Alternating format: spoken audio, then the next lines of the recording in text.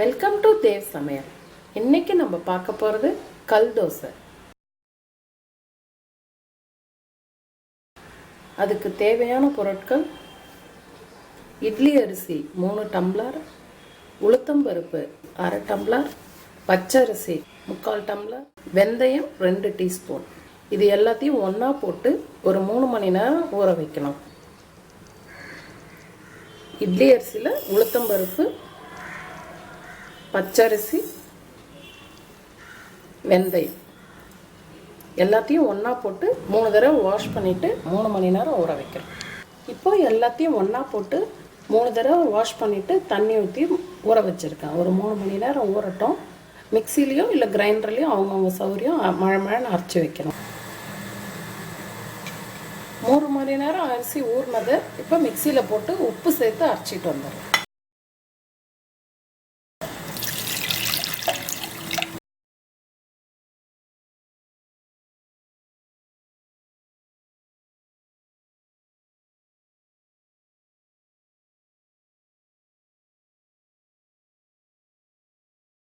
தேவையான அளவு உப்பு சேர்த்து தோசை மாவு பதத்துக்கு அரைச்சிட்டு வந்துடுறேன்.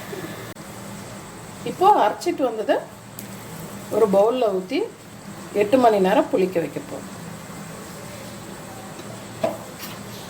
மாவு இந்த அளவுக்கு இருக்கணும்.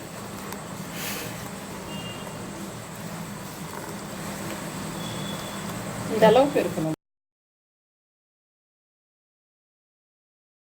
மாவு புளிப்பேறி இருக்கும். இப்போ திறந்து பார்க்கலாம்.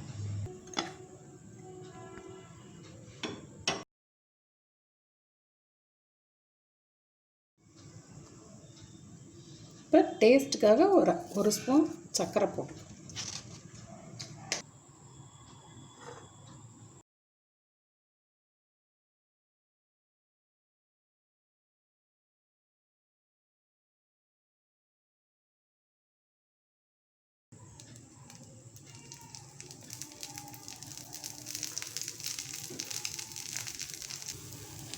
இந்த அளவுக்கு புள்ளியாக வந்ததுக்கப்புறம் மூடி வைக்க.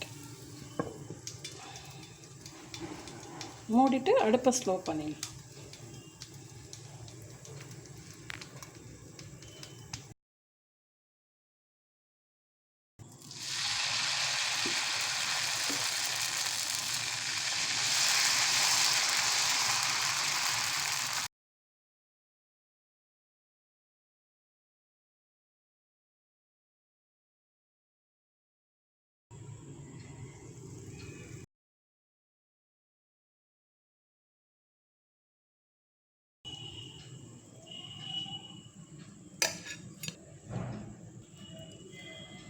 இப்போ கீழே கிறிஸ்பாகவும் மேலே மெத்தனும் கல் தோசை ரெடி ஆகிடுச்சு. திக்காக வேணுன்றவங்க இந்த மாதிரி திக்காக போட்டுக்கலாம். மெலிசாக வேணுன்றவங்க இப்படி மெலிசாக போட்டுக்கலாம். சுவையான கல் தோசை ரெடி. இது சட்னி சாம்பாரோட சுட்டாவும். ட்ரை பண்ணி பாருங்கள். பிடிச்சிருந்தால் லைக் பண்ணுங்கள். மறக்காமல் சப்ஸ்கிரைப் பண்ணுங்கள். தேங்க்யூ.